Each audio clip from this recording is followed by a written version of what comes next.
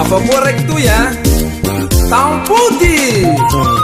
ampy zay fandranoana anahy saina za mihitsy naporisika ny Simon na ankalanao tsy raha iko ary atao fitonga eo ny vadinao fa ho tantaraiko tsara aminazy mihitsy ny zavatra na tsy no an'izany izy za koa tsy mahalala vehivavy mpandainga anao sady mpampiady olona dia raha tonga aty zany dia avelanao reny ndray zany olo tsy mahafoy amin'ny maman'iny koa magnino aty sady za koa neny tsy tia anazy manao foana ny tiako zay za vao matsiaro tegna sambatra zany fa hono satria zay za vao nahita olo tegna tiako sady tia za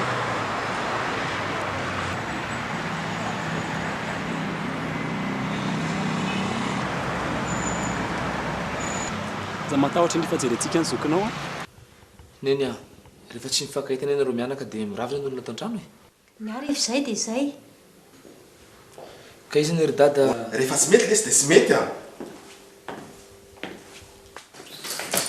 Karim ampidio tsara anatin'ny jerinao izy koa mariazinao tsy vita alohan'ny boambabambrenda amin'ny prison miaraka maty eto tsika atalagnanao tsy volagnanao taminany fa tsy mahatsy ny babany magnino tsara mamajo aiza papako zany aiza Chério fa ina marina ny sazy indrindra olona mampivoaka zaza tsy ampy taona ireny dia indrindraindrindra raha ohatra hoe efa manambady ohatra le rangahy vita ny sakafo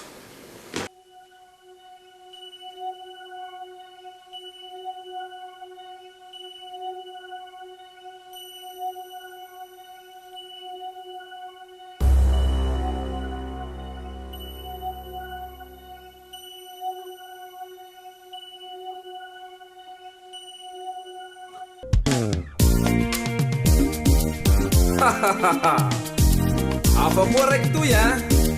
tampody